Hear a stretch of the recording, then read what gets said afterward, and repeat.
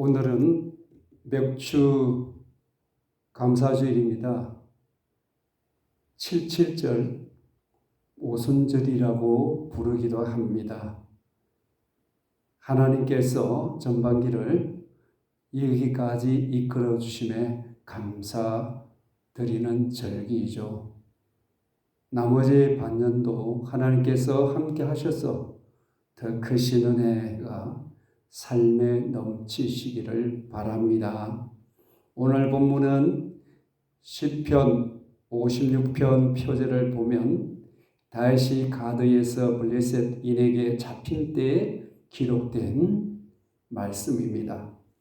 여기서 요낫 엘렘 로김이라고 기록이 되어 있는데요. 이 말은 멀리 떨어져 침묵하는 비둘기라는 뜻입니다. 이 말은 무슨 뜻이 있을까요? 그것은 사방이 원수들로 둘러싸여 철저히 홀로 떨어진 상태를 말합니다. 그건 누구입니까? 바로 예롭고 쓸쓸한 신세가 된 다윗을 말합니다. 다윗은 생명이 위태롭고 절망적인 상황에서 또 12절을 보면 내가 주께 소함이 있사온즉 내가 감사제를 주께 드리겠다고 절망의 상황에서 절박한 위기 앞에서도 하나님께 감사로 예배하겠다고 말하고 있습니다. 오늘 말씀을 통해 말할 수 없는 고난 속에서도 다윗이 어떻게 하나님께 감사제를 드릴 수가 있었을까요? 그것은 하나님은 나의 사정을 잘 아시기 때문입니다. 8절을 합독합니다. 나의 유리함을 주께서 계수하셨사오니 나의 눈물을 주의 병에 담으소서. 이것이 주의 책에 기록되지 아니하였나이까. 아멘. 다시 하나님께 감사제를 드리는 이유는 자신의 사정을 다 아시기 때문이라고 고백하고 있습니다. 다윗은 지금 어떤 삶을 살고 있습니까? 유리하는 삶입니다. 유리한다는 말은 목적한 곳이 없이 돌아다니는 것을 말하죠. 악한 자들의 생명을 빼앗으려고 하자 정처 없이 이곳저곳을 떠돌아다닐 수밖에 없었습니다. 그러나 하나님께 이런 삶을 살펴달라고 기도하고 있습니다. 그가 얼마나 고통하든지 나의 유리함을 주께서 계수하셨사오니, 계수하다는 말은 계산해 주십시오, 꼭 기억해 주십시오라는 그런 이미지죠. 그렇다면 오늘 이렇게 그가 이제 고통과 아픔 가운데 그의 삶에는 눈물 자국이었습니다. 그래서 그는 고백하기를 나의 눈물을 주의 병에 담아달라고 말하고 있잖아요. 그게 이렇게 오죽했으면 나의 눈물을 주의 병에 담아달라고 했을까요? 주의 병은 이스라엘 사람들이 물이나 포도주, 기름 등등을 넣을 때에 사용하는 가죽 부대였습니다. 눈물을 아주 조심스럽게 가죽 부대에 보존해 달라는 것이죠. 이는 다윗이 얼마나 크고 무서운 고통과 슬픔에 처해 있는지를 말해주고 있습니다. 이는 많은 눈물을 흘리며 외롭고 쓸쓸한 다윗이죠. 자신의 고통을 하나님께서 꼭 기억해 달라고 합니다. 너만 우리는 때로는 사람들에게 눈물 흘렸냐? 눈물 젖은 빵은 먹어본 사람만이 알아. 그러니까 너 눈물 젖은 빵을 먹어봤어? 이런 말들도 하지 않습니까? 그러니 눈물 눈물 같은 엄청난 고통스러운 인생은 이렇게 살다 보면 눈물 젖은 빵을 먹는 건데, 이건 바로 나의 한계점, 나의 고통을 마주하는 순간 도저히 내 힘으로 벗어날 수 없는 것을 말하는 거죠. 어떻게 해야 좋겠습니까? 하나님을 찾는 것뿐입니다. 전지전능하신 하나님이 모르는 것이 어디 있을까요? 없습니다. 다 아셔요. 멀리서도 내 생각을 다 헤아리고 계시는 분이시지 않습니까? 기도는 하나님이 잘 모르시기 때문에 하나님 앞에 하나님 하나님 모르시니까 알게 하기 위해서 하는 것이 아니죠. 하나님은 내 마음의 슬픔이 무엇인지, 그리고 내 안의 상처가 무엇인지, 내게 필요한 것이 말하지 않아도 하나님은 다 아십니다. 하나님은 우리의 머리카락 숫자까지 다 아시는 분이십니다. 하나님은 모든 문제를 아십니다. 내 눈물도 보고 계시는 분이시잖아요. 사람들은 그 눈물을 이렇게 저렇게 흘릴 때가 있습니다. 근데 우리는 눈물을 크게 두 가지로 본다면, 하나는 두려움과 슬픔 가운데 있을 때 눈물을 흘리게 됩니다.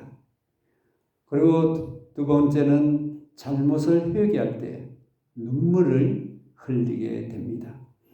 그래서 회개하면 눈물 흘리는 그 마음은 하나님 마음을 움직이게 하는 힘이 있습니다.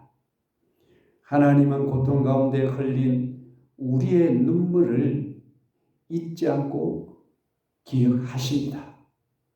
다윗은 자신이 억울하게 도망다니는 것을 하나님께서 다 아셨습니다.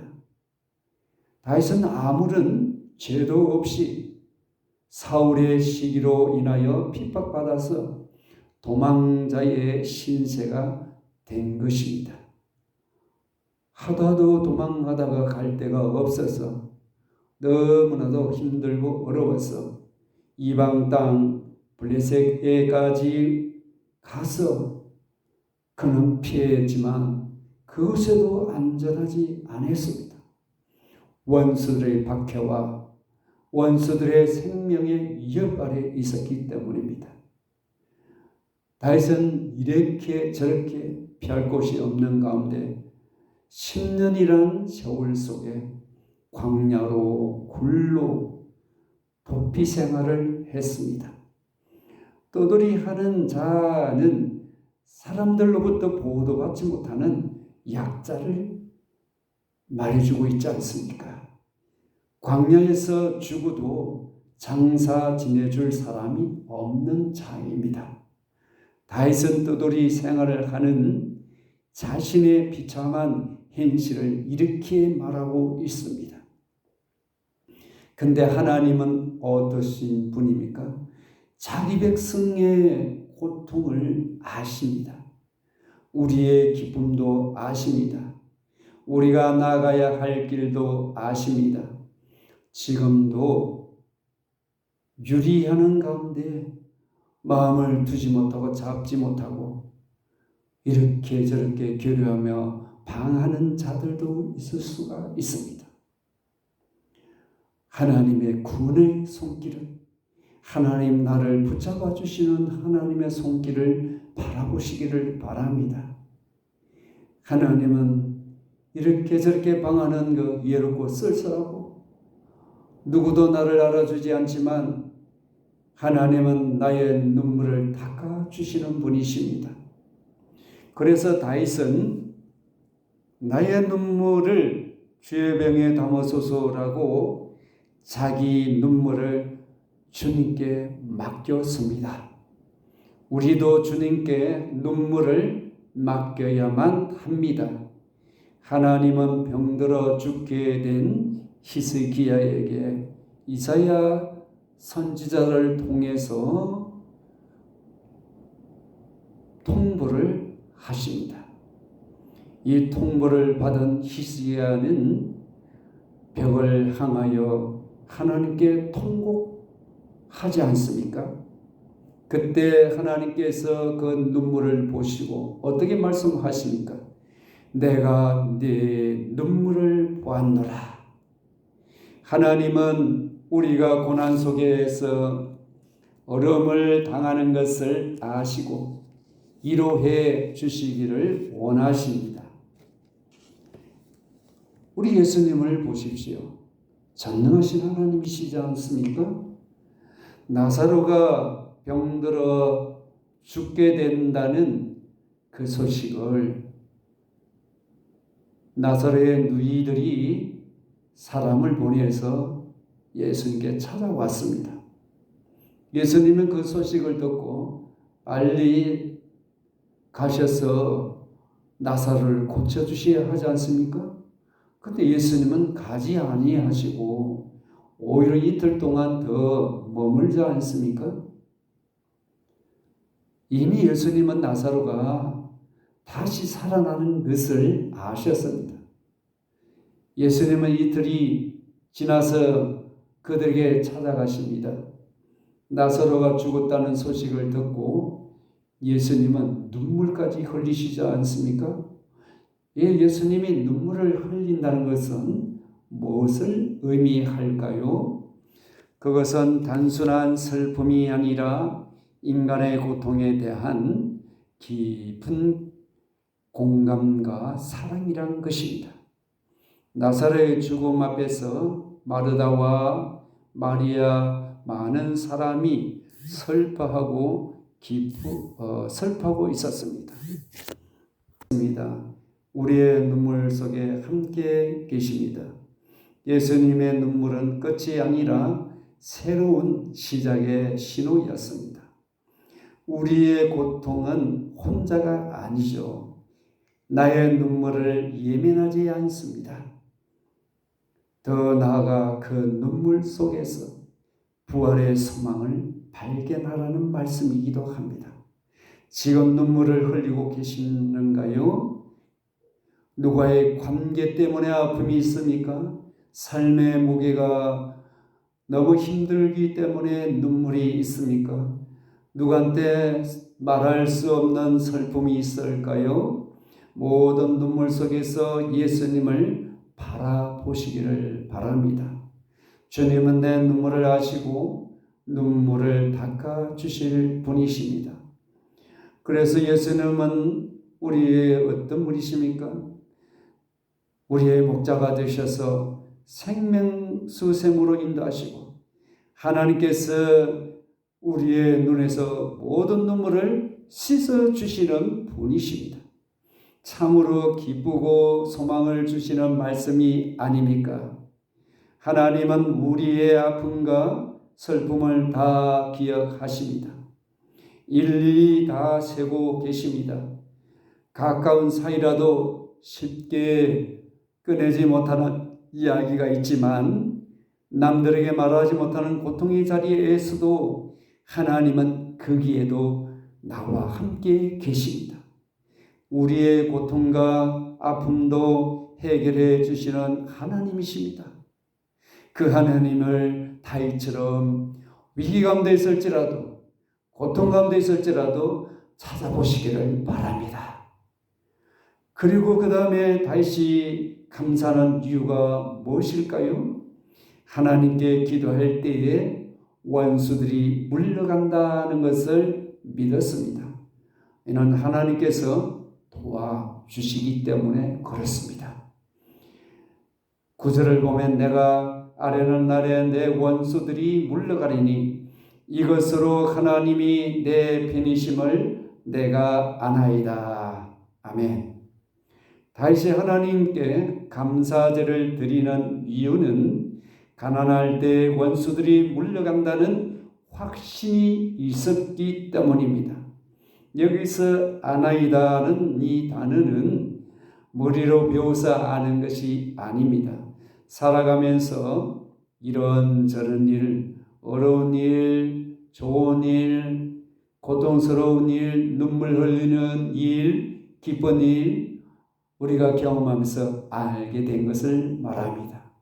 다윗은 쫓기고 짓눌리고 고난의 현장에서 자기가 부러지질 때에마다 원수들이 물러가는 것을 수없이 경험했습니다. 부르짖는다는 말은 내가 하나님께 도움을 요청할 때 아니겠습니까? 수많은 어려움과 위기를 만날 때에 그때마다 하나님을 의지하여 간절히 부르짖었더니 다윗은 응답을 체험했습니다.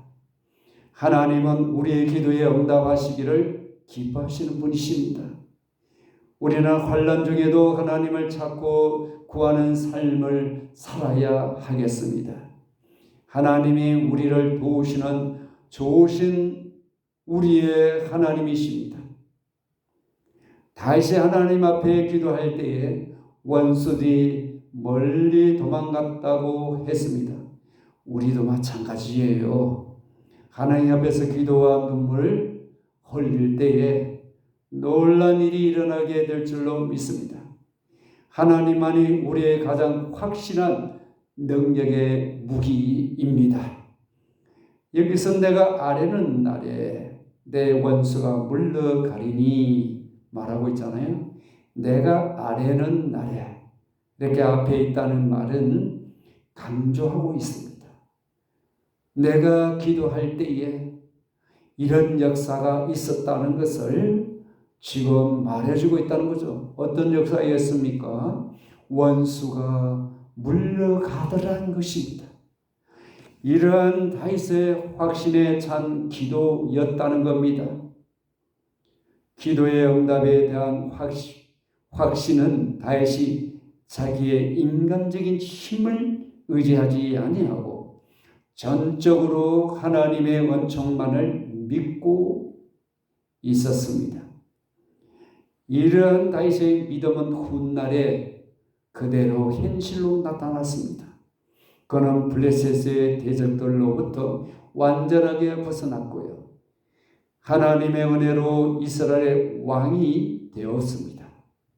우리가 10절을 보면 하나님의 이름을 또한 여호와의 이름 반복해서 나옵니다. 그렇다면 여기에 우리에게 무엇을 말해주고 있을까요? 여기에 보면 하나님이란 엘로힘을 말합니다. 엘로힘은 하나님은 전능하신 능력의 하나님을 강조할 때 사용하는 하나님의 칭호입니다. 하나님은 모든 세계를 통치하시고 지배하고 계시는 하나님을 강조하는 하나님의 호칭이죠. 여호와는 하나님께서 우리를 택하신 언약을 세우시는 하나님, 언약에 성실하게 지키시는 하나님을 강조할 때 부르는 하나님의 칭호입니다. 그렇다면 다윗이 하나님은 나의 이런 위기 속에, 생명의 위기 속에, 절체절명의 위기 속에 있을 때에 하나님은 나를 능력의 손으로 건져주신다는 확신이 있어서 하나님께 기도했다는 것입니다. 그리고 하나님은 그 약속대로 언약대로 이루시는 여호와 하나님 이름을 의지하여 찬양하며 말씀에 의지하여 하나님께 부르짖었다는 겁니다. 그래서 기도의 결과가 어떻게 되었습니까? 11절에 보면 내가 하나님을 의지하였은즉 두려워 아니하리라. 사람이 어찌 하겠나고 고백하고 있습니다. 그러므로 그는 의지함으로 굳게 세워진 다윗은 마음에 확신이 들어서 단단히 서게 되었다는 것이죠. 하나님을 믿는 자는 하나님께 믿고 맡기는 삶입니다. 믿음이 약하면 하나님께 온전히 맡기지 못하고 염려하며 걱정하며 살아갈 수밖에 없잖아요. 근데 주님 안에 거하면 평안을 누릴 수가 있습니다. 크고 작은 일을 우리 하나님께 내어 맡기고 하나님 앞에 나아가시기를 바랍니다. 기도는 하나님을 믿는 자에게 있어서 가장 큰 무기가 아닙니까? 이런 사실을 증명해 주는 사건들이 성경에는 많습니다. 그 중에 여호사밧 왕과 히스기야 왕을 통해서 한번 보시기를 바랍니다. 여호사밧 왕이 암몬 마온 연합군이 유다를 공격했습니다. 이때 그는 하나님께 엎드려 금식을 합니다. 그리고서 그들은 결국은 혼비백산하여 도망가지 않습니까? 그리고 아수르 나라가 예루살렘에 쳐들어왔을 때입니다. 히스기야 왕이 성전에 가서 기도할 때 그날 밤 하나님의 사자가 찾아오셔서 아수르의 진영 군사 18만 5천 명을 송장이 되게 하셨습니다. 이렇게 두 왕이 하나님께 기도하여 대적을 물리쳤습니다. 생생한 체험을 통해 하나님이 내 편이시구나, 나를 돕고 계시는구나, 이 사실을 계속 깊이 체험했습니다. 우리도 주변에 아무도 없고 철저히 혼자라는 생각이 들면 고독하고 힘든 순간이 있습니다. 이때 우리는 어떻게 해야 하겠습니까? 우리도 두 왕처럼 다윗처럼 하나님께 기도해야 하겠습니다. 하나님은 나를 위하시는 분이십니다. 지금도 나를 위하여 일하시는 하나님이십니다. 하나님의 놀라운 은혜와 능력으로 모든 문제가 풀리고 믿음으로 전진하는 분들이 되기를 바랍니다. 다윗이 하나님께 감사드리는 이유가 무엇일까요? 시편 56편 12절입니다. 하나님이여, 내가 주께 소원함이 있사온즉 내가 감사제를 주께 드리리니. 다윗은 하나님께 소원을 합니다. 소원은 강요에 의해서가 아니라 스스로 하나님께 드리는 자원제입니다. 그는 하나님께 감사제를 드리겠다고 고백하고 있지 않습니까? 기쁜 마음으로 감사를 하려면 어떻게 해야 좋겠습니까? 감사라는 단어에 대해서 한번 생각을 해보면 됩니다. 감사라는 말은 고백하다, 인정하다, 찬양한다는 뜻이 있습니다. 이 말은 어떤 말입니까? 자신의 죄에 대해서 고백하는 자가 감사할 수가 있다는 것이죠. 또한 죄로 인하여 자신의 실패를 인정하는 자가 하나님께 감사할 수가 있다는 겁니다. 그리고 하나님의 제단에 나아갈 때에 하나님께서 우리에게 감사하시는 놀라운 은혜를 베풀어 주신다는 겁니다. 그러므로 우리가 하나님 보좌의 앞에 나아가면 기도의 제단, 찬양의 제단, 예배의 제단을 쌓을 때에 우리에게 하나님 은혜를 주셔서 감사할 수 있는 놀라운 일을 우리에게 부어 주십니다. 그러면 다윗이 하나님께 감사드리는 이유가 무엇이겠습니까? 목숨을 죽음에서 건지셨기 때문에 그렇습니다. 13절에 보면 주께서 내 생명을 사망에서 건지셨습니다. 주께서 나로 하나님 앞 생명의 빛에 다니게 하시려고 실족하지 아니하게 하지 아니하셨나이까라고 고백합니다. 누구도 자기 목숨을 구원할 자가 스스로 없습니다. 전능하신 하나님 분이십니다. 생명은 하나님께서 주신 소중한 선물이지 않습니까? 사람의 목숨은 하나님께 있습니다. 아직 다윗은 그에게는 기도를 했지만 아무런 변화가 없습니다.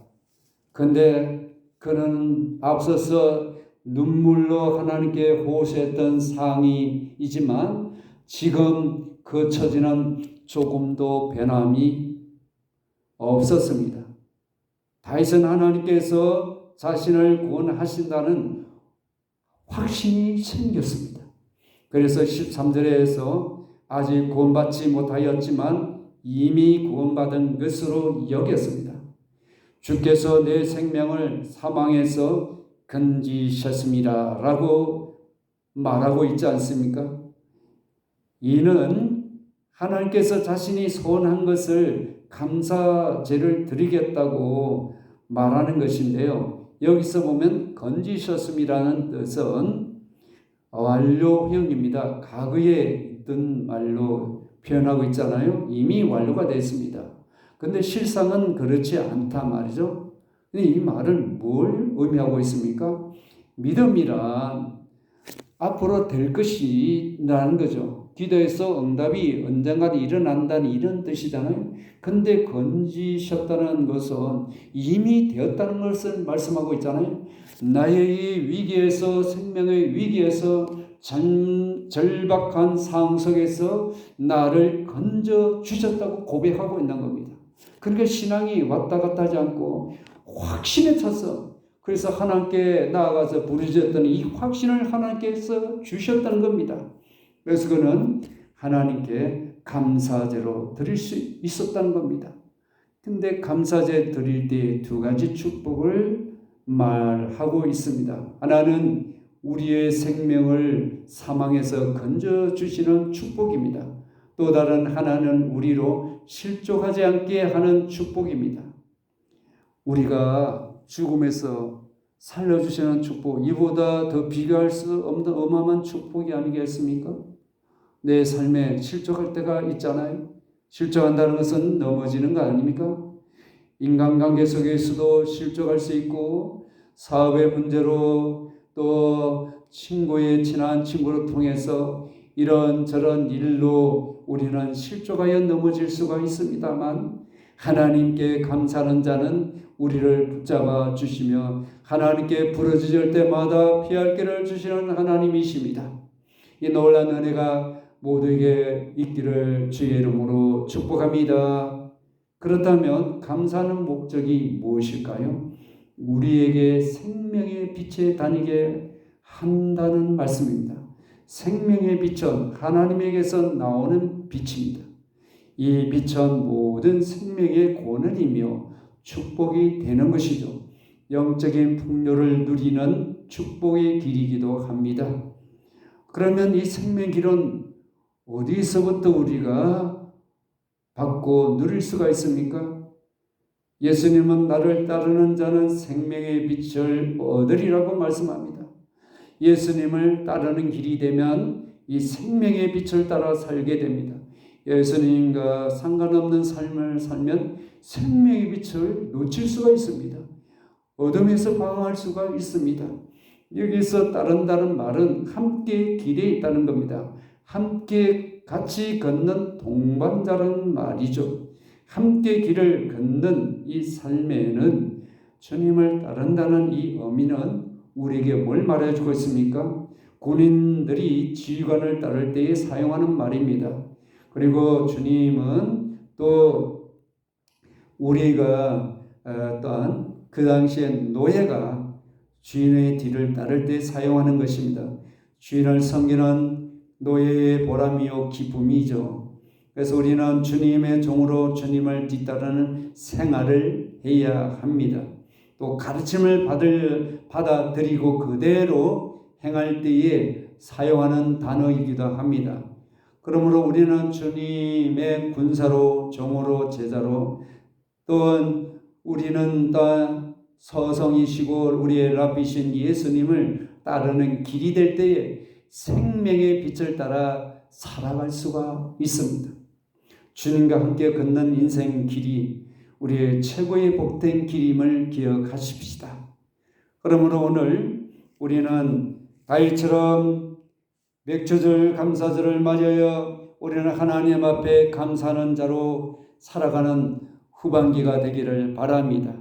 감사는 우리를 주님께서 생명빛으로 다니게 하시고 우리의 넘어짐을 허락하지 않고 붙잡아 주실 하나님의 은혜가 우리의 생명을 더욱더 빛 가운데 충만하게 해 주시는 놀라운 축복이 모두에게 충만하기를 축원합니다.